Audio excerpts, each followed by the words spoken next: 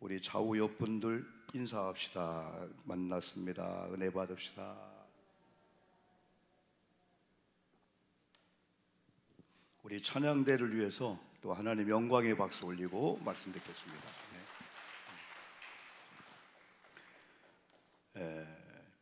사순절 최고의 아름다운 그 삶은 우리가 십자가의 삶이라고 할 수 있습니다. 우리 그리스도인들이 물론 부활을 바라보아야 돼요. 그건 당연한 겁니다. 부활의 영광이 얼마나 아름다운지, 아마 그날의 영광과 기쁨을 이 세상의 낱말로 표현하라면은 아마 얼마나 표현할까요? 아마 제가 설교를 통해서 그 부활의 그 영광과 우리가 천국이 회복되어서 천국에 입성하는 그 순간 입을 벌리면서 이야, 이게 천국이었구나 라고 할 때 아마 여러분이 야, 우리 목사님이 충분히 그 많은 설교를 통해서 설명하셨구나 라기보다도 아니, 우리 목사님 이거에 억만분의 일도 표현 못 하셨군요 할 정도로 하나님의 그 영광과 이 부활, 그 축복의 날을 세상의 말로 다 표현할 없을 거예요. 그런데 우리 크리스찬들은, 진짜 아름다운 크리스찬들은 십자가의 과정을 거치지 않고는 부활의 영광이 없다, 요행이 아니다. 우리는 부활만 바라보지 말고 반드시 부활은 십자가란 고난의 길 끝에 있다는 거고, 요 다리를, 요 과정을 거치지 않고는 이내 부활로 갈 수 없다는 것이 알기 때문에 우리는 사순절을 보내면서 이런 십자가의 삶을 살려고 애를 쓰는 거죠. 아마 오늘 수요일 저녁에 나온 여러분들은 모두가 다 한가운데 하루를 보내지 않고 아마 아침부터 직장 사업장에서 아마 여러 가지 일터에서 많이 바빴을 거예요. 곧장 퇴근하면서 집에 가셔서 좀 씻고 여러분 따뜻한 저녁을 드시면서 쉴 수 있음에도 불구하고 오늘 나오신 여러분 중에는 그래도 교회를 향하여, 이 찬양팀도 물론이고 우리 장로님 권사님들 다 마찬가지입니다. 이런 희생들이 있는 예배이기 때문에 이 예배가 귀하고, 또 목회자가 주일 예배도 소중하고 다 소중하지만은 이런 수요일 밤이나 심야 기도 나온 성도님들을 아주 귀하게 보고, 또 여러분들이 또 교회에 아주 중요한 그 핵심의 자리에 있어야 된다, 이렇게 생각합니다. 저는 요즘에 이제 우리 성도님들이 격리한 분이 또 꽤 있기 때문에 외부 활동이 거의 없을 때는 일부러 나간 적은 없습니다. 거의 새벽 예배 끝나면은 그냥 6층으로 올라가서 좀 쉬면서 여러 가지 일들을, 어제 같은 경우도 그렇게 밤 10시까지. 그래서 우리 박 권사님, 우리 박동명 권사님하고 김긴 권사님 같이 탁구장 의자 정리하고 했나요? 내려가 봤더니 탁구장이 새롭게 보이는 거예요. 그래서 아주 모처럼 제 아내하고 한번 탁구를 쳤죠. 옛날 실력이 나오나? 그런데 하나님이 참 감사한 것은 뭐 자전거를 타든 뭘 하든 옛날 그 실력이 있다 이거예요. 그래서 한 30-40분 치는데 얼마나 힘든지 이거야. 큰일 났어요 이거. 허리가 아프고 막 힘들어서. 그래서 이제 집에 가서 한 10시경에 집에 가서 또 제 아내 또 이것저것 밀린 거 많잖아요. 뭐 빨래도 하고 뭐도 하고 늦잠을 잤어요. 그 일어나서 새벽에 여보 그러네요. 다른 데 가서만 난리 날 거네. 큰일 났네. 5시 몇 분이라는 거예요. 한 4시 55분이라는 거예요. 5시. 아유 큰일 났다. 빨리 부목사님, 오전사님 이렇게 문자 넣어가지고 빨리 좀 해라 했더니 부목사님도 오늘 또 늦잠을 또 주셨다네 또. 그래 또 마이크가 또 어쩌고저쩌고 해가지고 또 막 그랬다네. 그 밑에 마이크만 키면 되는데 이건 안 쓰거든요 거의. 아유 그래서 빈자리가 크구나. 그래서 거의 우리 전사님들이 음악 틀고 다 하고 하지만은 그랬구나. 그런 죄값으로 오늘도 하루 종일 교회에 있었어요. 그냥 2층에 왔다 3층에 벌로. 오늘 새벽에도 한 번 빠지면 이렇게 미안하고 하나님 앞에 부끄럽고. 그래서 밤에 이제 제 아내가 늦게 와서 이렇게 해주는 거 먹고 예배 준비하면서 이렇게 내려오면서 저는 그래요. 교회도 마찬가지예요. 좋은 임원론을 공부하고 있잖아요. 우리가 순서로 하면은 임원론 지금 몇 번째예요? 임원론 주부에 보면은 30번째, 30번째. 올해 들어와서 수요일날 금요일날. 그리고 모범적인 임원의 자세 제목 가지고 20번째. 십자가의 삶은 4번째인데, 좋은 교회의 좋은 임원들, 앞으로 좋은 권사님이 되고 장로님 될 분들은 그 부활이라고 한 것만 바라보면 안 돼요. 평소에 2년 전, 3년 전, 5년 전, 10년 전에 교회에 다 고난의 과정이 있어요. 건축에 대한 비전, 어떤 비전, 다 그 과정을 밟고 이렇게 수요 예배, 금요 심야기 교회, 새벽 예배, 다 이 고난의 과정 같은 십자가를 밟은 사람이 어느 날 목사님, 우리에게도 장로님이 필요하잖아요. 그동안 못 세운 우리 명예 장로님들 세워야 되잖아요. 이 부활의 영광이거든요.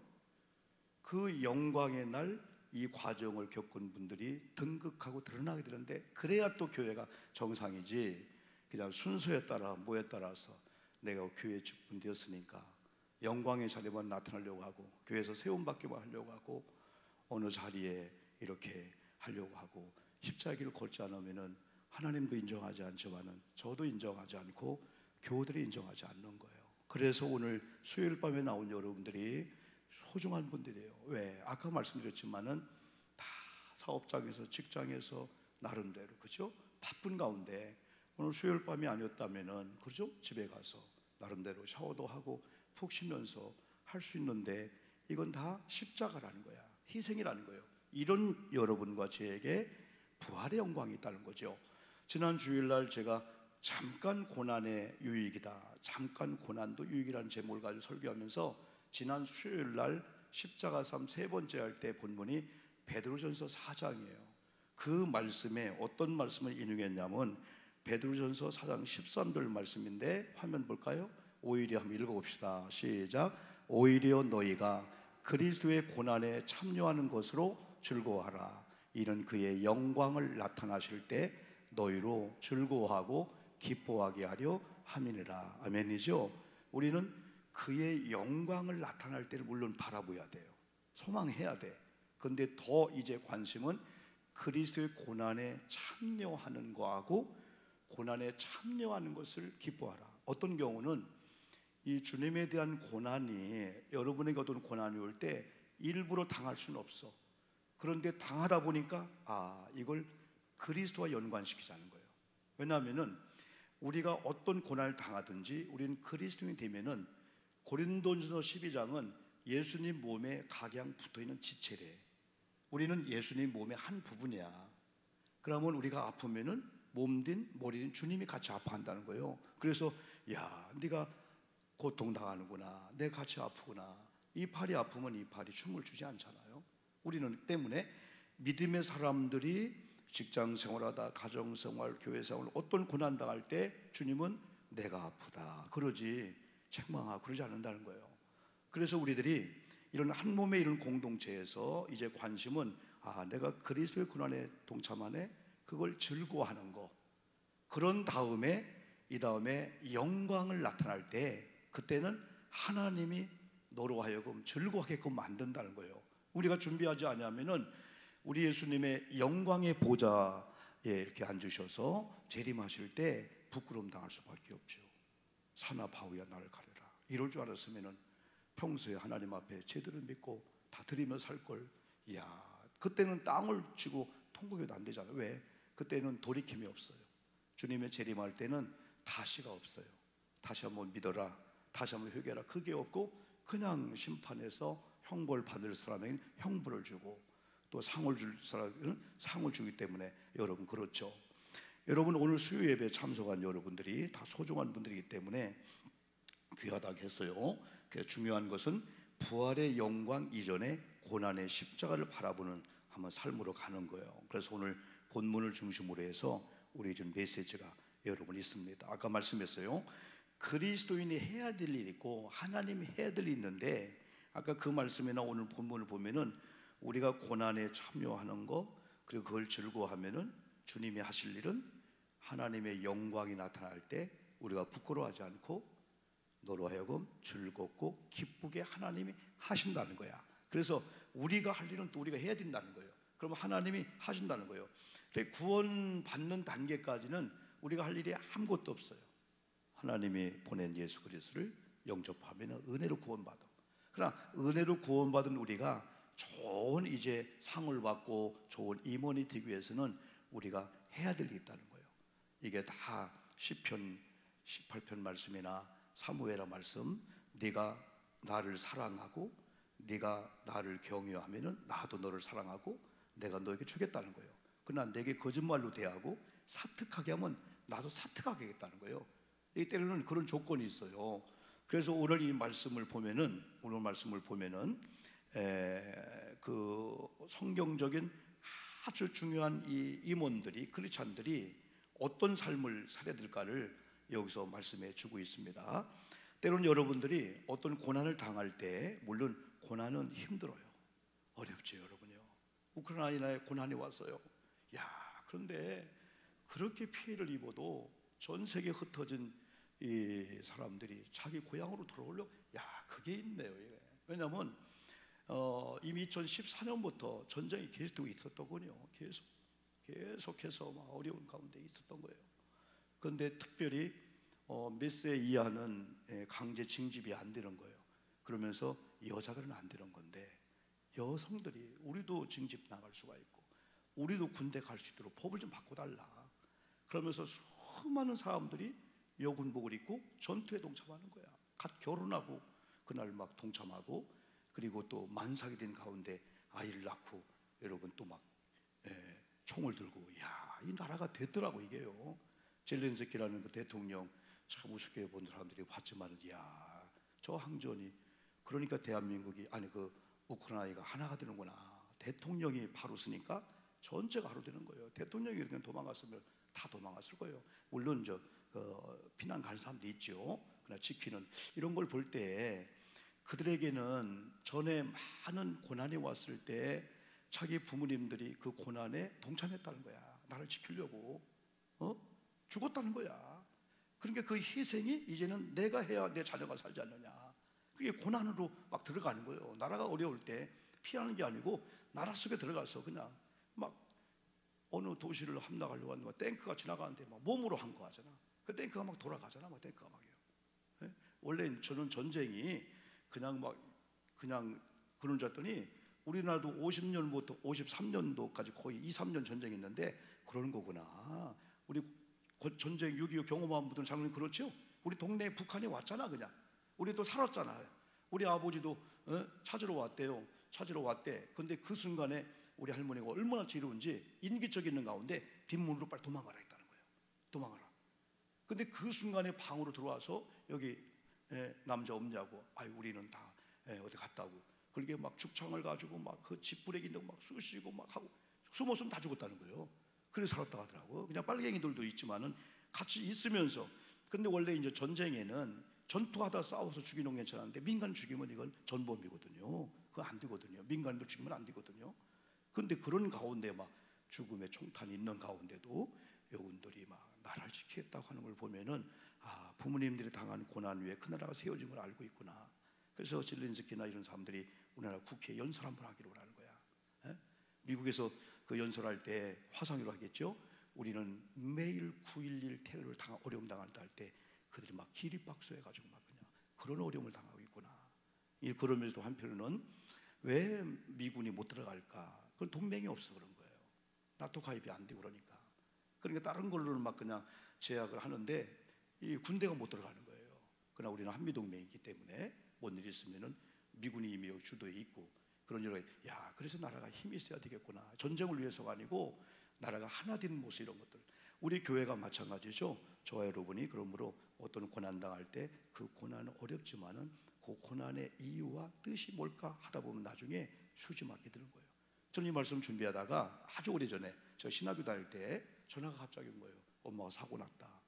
아니, 뭔 사고냐. 어제 그 이웃집에 옛날 만수교회 은퇴하신 성중영 목사님이 우성감리교회, 개척은 아니지만은 그때 우리 어머니 예수 믿었거든요. 그분이 군산으로 가시고 다시 인천으로 와서 막 목회할 때 그 옥성교회라고 부흥 집회로 오신 거야.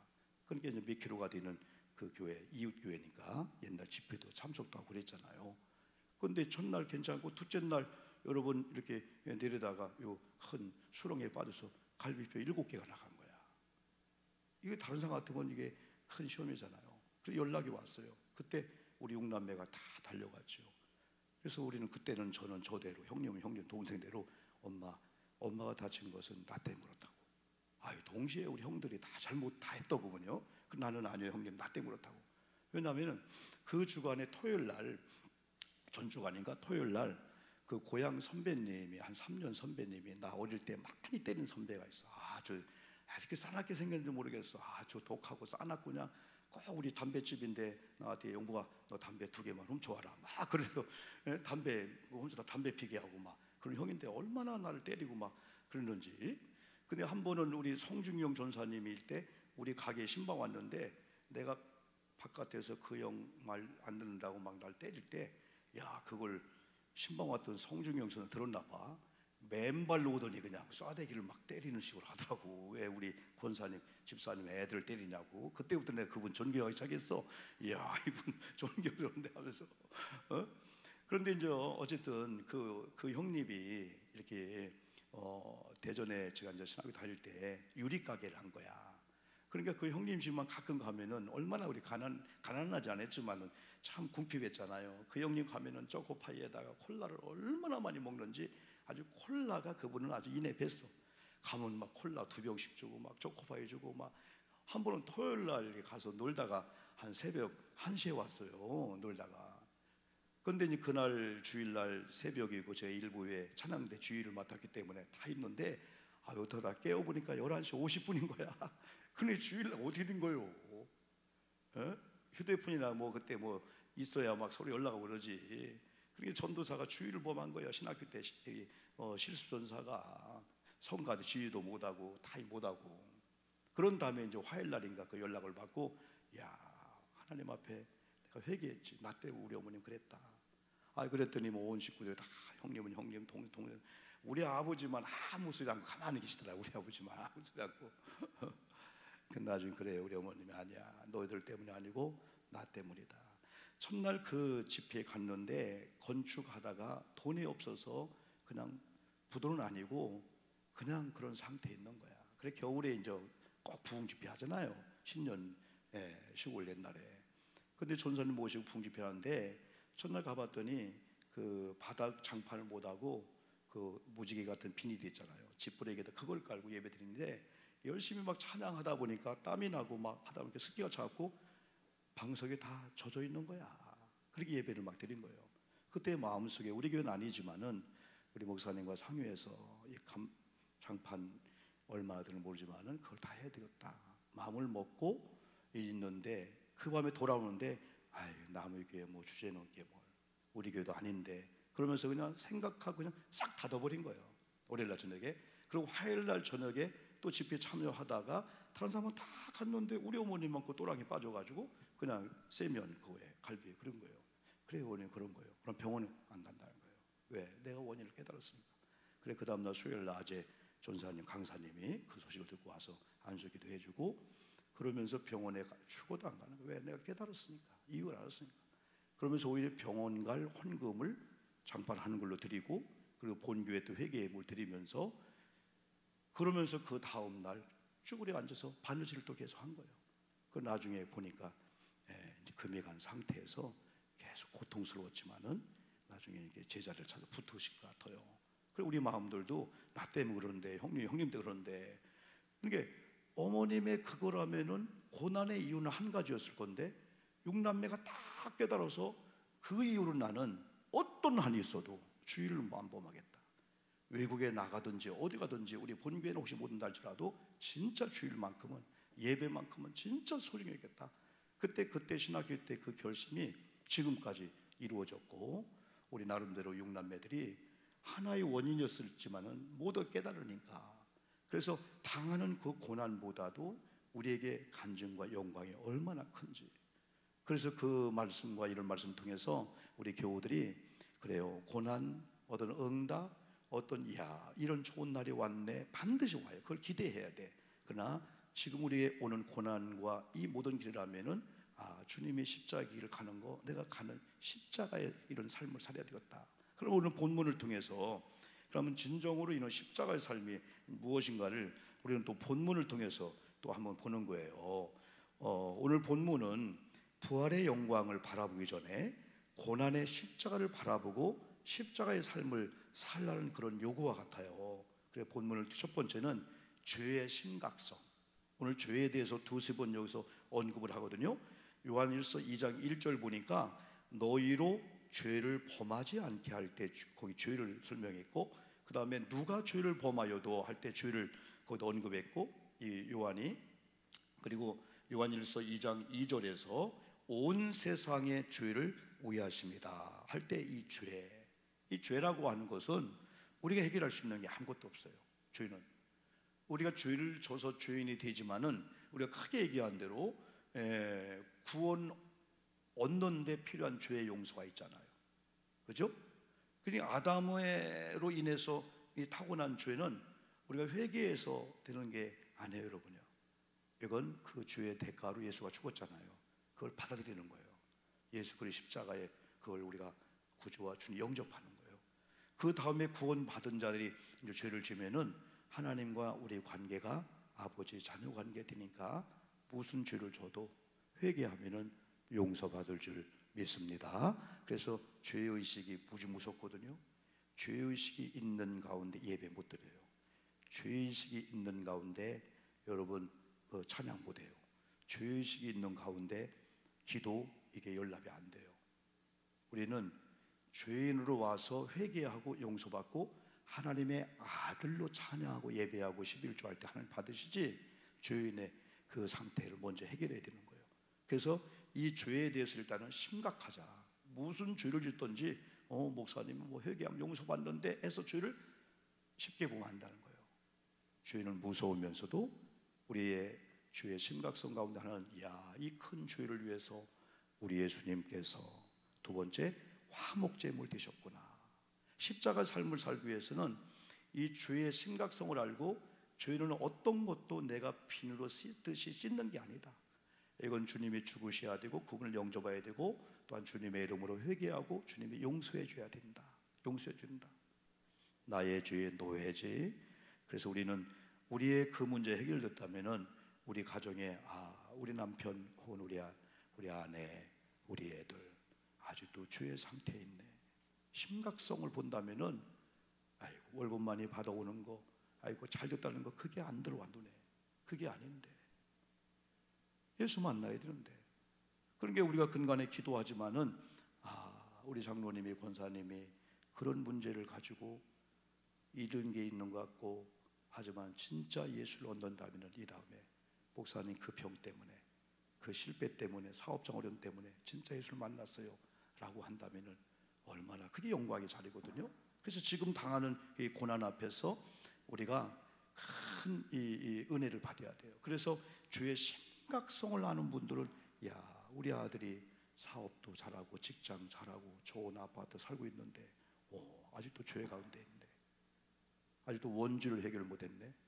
원죄는 해결됐는데 거의 죄인들의 상태에서 다 먹고 마시고 예배도 안 드리고 저렇게 살고 있네. 그게 마음에 압박감이 오는 거예요. 이게 아니다. 아무리 애들이 용돈을 줘도 아니야. 좋은 옷을 아니야. 엄마는 그게 아니야. 너희들이 진짜 효도는 아버지 대를 위해 신앙의 자리.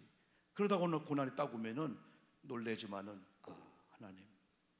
그래서 계속해 기도하는 건 우리 아들이, 딸이, 며느리가, 자녀가 깨닫게만 해주시옵소서 하면 이건가 보다. 그래서 우리는 어떤 고난을 당할 때 고난을 극복하는 게 중요한 게 아니고 고난의 이유가 뭐냐, 병 고침 받는 것만 중요한 게 아니고 이 병을 통해서 하나님의 반드시 사인이 있고 메시지가 있고 그 병을 통해서 하나님이 해결하고자 하는 게 있는데 그게 안 되고 그냥 어떤 고침만 받으면 하나님은 아무 상관이 없는 거예요.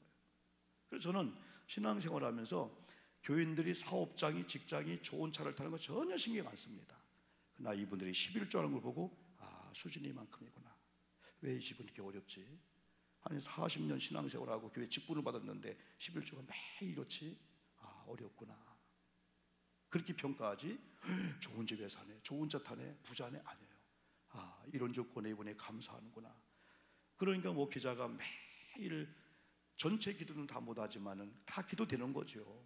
100개, 120개 봉투를 놓고 하나하나 기도하다가 제가 알고 있는 연필로 사인하고 또 기도 제목을 쓰기도 하고 2층에 봉투를 보면은 막 낙서한 게 무지 많은 봉투마다요.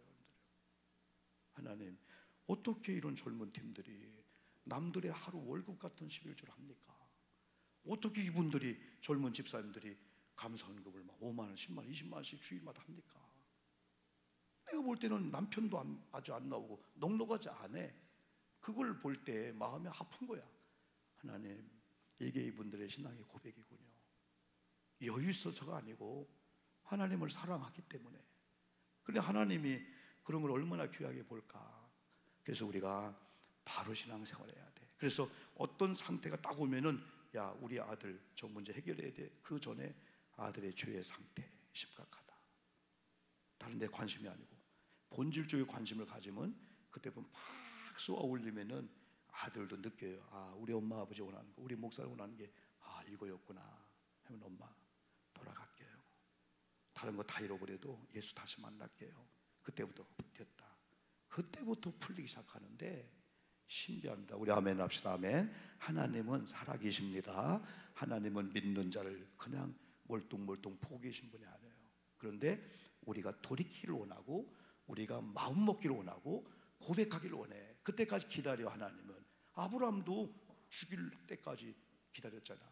그러니까 막 달려들어서 여호와 니시, 여호와 일의 복을 주잖아요. 그래서 화목제물은 계속 말씀했죠. 화목제물은 하나님과 우리 관계의 중보자로, 혹은 화목제물로, 이건 소, 양, 돼지가 아니야. 구약시대는 그거였죠. 예수님 보낸 예수 외에는 안 되는 거야. 누군 교주 다 안 되는 거예요. 그래서 예수 그리스도가 하나님과 인간 사이의 화목제물이에요. 그래서 2절에서는 뭐라 했어요? 그는, 읽어볼까요 한번요? 화면 2절 시작. 그는 우리 죄를 위한 화목제물이니 우리만 위할 뿐 아니요 온 세상의 죄를 위하심이라. 이때 우리 십자가의 삶은, 와, 화목제물 되시는 예수님 때문에 내가 구원받았네. 그러면서 이제부터는 아까처럼 우리 큰아들, 둘째 며느리, 아직도 주님과의 관계 죄가 있네. 온 세상의 죄를 위해서 화목제물 되었다면 그때부터 이제는 나를 볼 때는 감사한데, 우리 가정을 볼 때, 이웃을 볼 때, 우리 장모님, 장인어른들을 볼 때, 또 우리 주변을 볼 때 마음이 아픈 거예요. 저들을 위해서도 우리 주님은 화목제물 되었는데 여전히 저에게는 주님이 지금도 저 때문에 피를 흘리는 아픔을 십자가에서 내려오지 못하고 당하고 있다라고 생각한다면 빨리 죄로 회개해서 부활의 영광을 보여야 돼요. 그게 전도가 필요한 거고, 어느 날인가 막 기도가 세게 나오는 거예요. 하나님, 우리 아빠를 위해서요, 우리 아내를 위해서요, 우리 딸들을 위해서요, 우리 사회를 위해서요. 하나님. 근데요, 진짜 진액을 짜는 기도하면은요, 사람도 이심전심이야.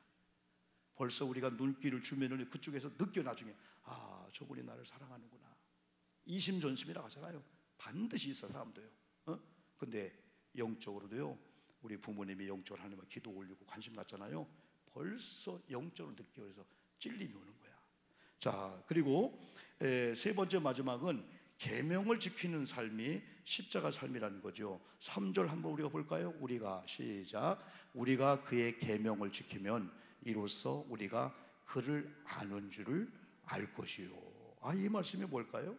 우리가 그의 계명, 하나님의 계명, 예수님의 계명, 성경 말씀, 예수님 주신 말씀, 오늘도 목사님을 통해 주시는 말씀에 아멘하고 삶에 적용하고 지키면은, 이로써 지키는 순간에 우리가 그를 아는 줄을 알 것이요. 내가 하나님의 자녀구나. 오늘 말씀이 들려오네. 말씀을 깨닫네. 말씀대로 살자. 그러면서 내가 하나님의 자녀구나. 내가 지금 하나님의 계명이 들려오고 지켜오고 있구나. 그걸 아는 거죠. 여러분, 우리가 그래도 밥맛이 없고 다 하지만은, 그래 여러분이 딱 뭐가 생각나는 게 있을 거예요. 그것만 먹으면은, 그것만 드시면은 아직 입맛이 있다는 거예요. 아무리 밥맛이 없어도, 그거 먹고 싶어, 그게 있다고요. 저도 그렇게 식도락가는 아니에요. 그런데 식도락가는 아닌데 일부러 찾아 먹고 막 그런 건 아닙니다. 막 회 먹고 싶다, 그건 없어요. 근데 주면 먹어. 지금까지 아직까지는 어떤 음식도 가리는 게 별로 없어요. 그러니까 성도님들이 저를 좋아하는 것 중에 하나가, 우리 목사님은 뭘 대접해도 맛있게 드신다 하고, 밥을 먹는 중간에 맛있다는 표현을 많이 하거든요. 맛있다 이걸 뭐 50번. 근데 맛있다 표현할 때 내가 또 맛있다고 착각하는 것 같아요. 그래서 맛있게 또 먹는 것 같아요. 이렇게요. 음식을 맛있게 먹는 편인데, 제 육중에 이렇게 여러 가지 우리 아내가 세팅해놔도, 오늘 같은 경우도 딱 한 번 먹으면 그 다음부터는 뭐가 먹고 싶어도 절대 안 먹어요. 그러다 이제 와서 뭐 있네 사주면 이것도 있었어? 아유 아까 먹을 걸 하면서 얼마나 맛있게 먹을지 몰라요. 근데 어떤 사람은 막 어느 날 회가 땡긴대. 회. 소래포 가서 사시미에서 떠서 먹을까? 막 땡긴다는 거예요. 또 어떤 분은 막 게장이 생각나고, 어떤 분은 막 요즘은 이제 그게 여수에서 돌산 갓김치가 오는데, 그것도 여러분 드시는 분들은 그 맛 들으면 너무 좋아요. 물김치. 저는 그게 맛있어요. 이렇게 가스로 한 물김치가 있어요. 이렇게. 그게 또 막 생각나는 거예요. 또 이렇게 또 냉장고 열어보면 그거 먹을 때 그거 아직도 살아있구나, 식욕이. 마찬가지로 우리가 말씀이 마찬가지예요. 말씀이 어느 날 맛있다.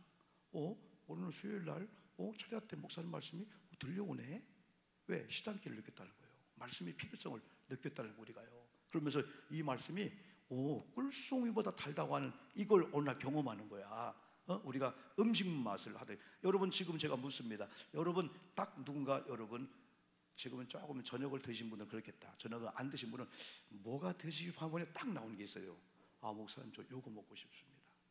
어떤 분은 너무너무 배고프면은 소갈비까지 못 가요. 소갈비 가다가 맛 다 버린대. 어제 라면 끓여 먹고 국물 괜히 버렸네. 그 찬밥 말아서 먹을 것을.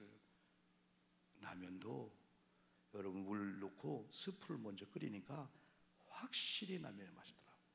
라면 넣고 스프 넣는 게 아니고 스프를 끓인 다음에 라면을 딱 넣고 불기 전에 딱 먹으면은, 그것도 다 셰프들이 얘기하는 거야. 다 노하우가. 자, 여러분 하나님 말씀도 마찬가지예요. 하나님 말씀도 티새김질하고, 그래서 성경을 뭐라 했어요? 두루마기를, 하나님의 떡, 생명의 떡을 뭐하라? 구경하라, 보아라, 먹으라. 그래서 성경은 여러분이 겉으로 하든 속으로 아멘, 아멘, 아멘이 먹는 거야. 아멘이. 진실로 확실히 그렇습니다. 목사님 말씀이 하나님 말씀이라고 믿고 나 동의하고 나 받아들이고 나 그렇게 살겠습니다. 이게 아멘이거든요. 왜 아멘 합시다. 아멘. 이게 음식을 먹듯이 아멘의 말씀을 먹는 거거든요. 동의하는 거거든요. 우리가 그 뒤는 그를 아노라 하고 그의 계명을 지키지 아니하는 자는 뭐한 자요? 거짓말하는 자요. 우리 그러잖아요. 내가 언제 거짓말했어요? 거짓말 많이 했네. 하나님을 안다고 하고 예수님을 안다고 하고 예수님이 주신 말씀을 안 읽는 거야. 그리고 말씀이 안 들려오는 거예요. 안 읽고 안 들려오니까, 지키지 않으니까 내 마음대로 사는 거예요. 그러니까 수십 년 예수 믿어도 예수 믿은 증거가 그의 집에 안 나타나는 거예요. 근데 오늘 수요일 밤에 나온 여러분들, 일주일 후에, 아니 열흘 후에 3월달이 지나면서 이게 예수 믿는 증거구나, 한 가지씩 꼭 경험하기를 주님의 이름으로 축복합니다. 하나님은 살아계신 하나님 믿는 거지, 우리 목석 돌로 만든 우리가 그런 분을 믿는 게 아니에요. 하나님은 살아계시거든요. 하나님은 역사하시죠. 그래서 그의 계명을 지키는 자는 진리가 그 속에 있지 아니하되 그랬죠. 그래서 그의 계명을 지키는 자는 하나님의 사랑이 우리 속에 뭐하다고요? 가득하다. 하나님의 계명을 여러분 지키면은 하나님의 사랑이 우리 속에 참으로 그의 속에 온전하게 되었나니, 이로써 우리가 그의 안에 있는 줄을 아노라. 언제 우리가 담대해야 할까요? 저겁니다. 우리가 언제 담대하냐면은 오늘 여기 본문 말씀을 2장 5절 말씀처럼 우리가 그리스도의 말씀을 지켰다. 하나님의 사랑이 내 속에 가득 차다. 내가 하나님 안에 있다 라고 할 때 어떤 시험과 두려움 와도 걱정 없다. 하나님의 보호자 안에 들어갔구나. 하나님 안에 있다면 하나님은 공격하지 않고 나를 공격할 수 있어 마귀가? 안 되지. 내가 다른 걸로는 다 약하지만은 내가 그리스도의 몸 안에 들어갔고 그리스도의 말씀 내 속에 들어왔는데 누가 나를 해? 이게 바울이에요. 바울이 단단했습니다. 자기 몸이나 육체는 그랬어도요 강했어요. 다윗도 마찬가지예요. 다윗도 그의 계명을 지키는 자는, 마지막입니다, 그리스도 안에 사는 자들이요 그랬어요. 그리스도의 그의 계명을 지키는 자들은 누구 안에 사는 자들이요? 그리스도 안에 사는 자들이요. 주님께서 행하시는 대로 산다. 이것이고 십자가 삶이다. 십자가 삶은 뭐냐? 예수님 계명을 지킴으로 예수님의 사랑이 내 속에 있고 내가 예수 안에 있는 줄 알다 보니까 야, 내가 보통 사람이 아니구나. 내가 다른 걸로 포장할 필요가 없구나. 내가 인맥도 없고 권력도 없고 다 없지만은 내가 하나님 안에 들어왔고 하나님의 사랑이 내 속에 들어와서 어떻게? 계명을 지키니까. 계명 지키려면 말씀을 읽어야 되죠. 말씀을 드려야 지킬 거 아니에요. 약속이니까. 그런 올무장이 있구나. 우리 사업장? 우리 남편? 옛날에 불안하게 봤어? 흔들렸어? 여보 걱정하지 마. 볼 때 남편이 나는 당신이 걱정스럽다 해도 걱정하지 마. 나는 옛날에 우리 딸들이요 제가 이렇게 10개 중에 볼 때는 한 7개는 하나님께 애들 이름으로 보낸 것 같다. 2-3개만 애들 주고. 그때 나보고 친구들이 다 목사 그렇게 하면 안 돼. 목사 절대 안 돼. 애들 동남아로 유학 보내야 되고 다 그거 헛수고요. 안 들리는 거예요. 건축을 하면서 절대적으로. 그런데도 우리 애들이 어릴 때 막 그냥 명절날 되면은요 우리 애들이 얼마나 야근지요. 명절날 돈 받으러 많이 오잖아요. 건축 중에 우리 여기서 건축할 때 얼마나 애들 말을 잘 듣는지 우리 아빠 없어요를 시침이 떼고 다 얘기하는 거야. 그 나중에는 우리 아빠가 없다고 하래요. 이제 그렇게도 하더라고요. 이제. 종탑에 숨기도 하고요. 숨은 건 아니지만은 별별 다 있었죠. 그런데 지치고 힘들 때 교우들이 힘이었지만은 우리 아이들이 그때 아빠 힘내세요. 성령 찬양이가 아기 때 속으로는 야 니들 때문에 내가 힘을 내겠냐. 용돈도 아빠가 못 주는데. 근데요 그 한마 찬양이요 웃으면서요 그래 너들이 있구나. 하나님의 음성 들려오는 거예요. 하나님 마치 애들을 통해서 목사 내가 있는데 너 네 일 때문에 빚 안 줬잖아. 네 일 때문에 카드빚 안 줬잖아. 주님 때문에 줬잖아. 물론 처음에는 제가 홈쇼핑 처음 나올 때는 제 안에 잠 재워놓고 그걸 보면서 그때만 해도 카메라 캐논 카메라 얼마나 130만 원짜리 그걸 사놓고 할부로 해놓고 우리 아내가 이제 깨어나면 큰일 나잖아요.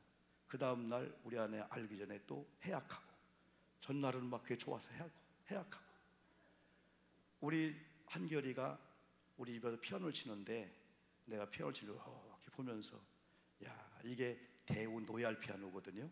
1980년도 대전에 홍명상가에 신학교 때 가다가 135만 원 그때 128만 원짜리를 20세기를 팩토링 할부로 준다는 거예요. 현금이 없는 가운데. 그러다 보니까 한 달에 얼마고 안 돼요. 이야 이런 세상에 이런 게 다 있네.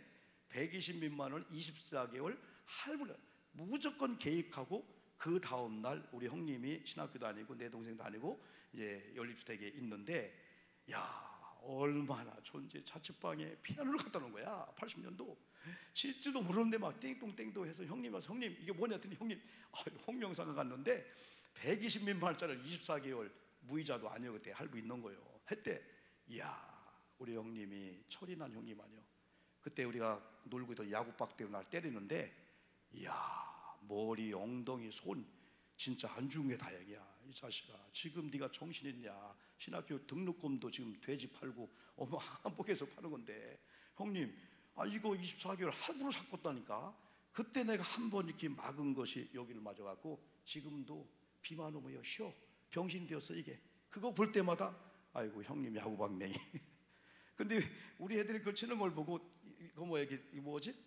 이거 하는 거 와서 전곡 소리가 제대로 나는 거야. 소리가 그걸 보고 옛날 80년 생각나면서 야 그때 그런 추억이 있는 피아노인데 버리지 않고 지금 사택이 있으면서 가끔 우리 애들이 오면은 그걸 띵동 치면서 야 이게 할아버지 몇 년 전에 설명했더니 할아버지 그래? 할아버지 아프지 지금도. 이게 네 피아노다. 여러분 저는 그런 많은 과정을 통해서 하나님의 살아계심을 경험했고 또 언제라도 많은 위협이 있었고 많은 그게 있었지만은 그래 내가 하나님 안에 들어가기만 하면은 또 하나님이 내 안에 계신 것만 믿기만 한다면은 사방이 우겨쌈을 당한다 할지라도 바울이 그랬어요. 그러니까 항상 야 어떻게 이렇게 믿음의 삶 그러면요 누구한테 기죽지 않고요 어디 가서 밥이나 먹었어. 아이고 눈은 심리나 들어갔고 그래 어디 가서 그냥 밥이나 좀 줘, 아이고 돈이나 꿔줘, 이런 삶을 안 산다는 거예요. 특별한 일이 없는 한 여러분 그렇게 비굴하게 살지 않는다는 거죠. 오늘 결론은 요한일서 그의 안에 산다고 하는 자는 그가 행하는 대로 자기도 행할지니라. 그의 계명을 지키는 자는 그리스도 안에 사는 자들이요 주님께서 행하시는 대로 사는 삶이요 이것이고 십자가 삶이라는 거예요. 그래 아까 마지막 대로 그의 안에 산다고 하는 자는 그가 행하시는 대로 자기도 행할지니라. 그래서 여러분 십자가의 삶을 꼭 사셔서 좀 간증 좀 하시고, 목사님 저 간증 좀 할게요, 수요일날 말씀대로 이렇게 했더니 하나님 증거가 이렇게 나타났네요. 그런 분들이 좀 많이 나오기를 주님의 이름으로 축복합니다.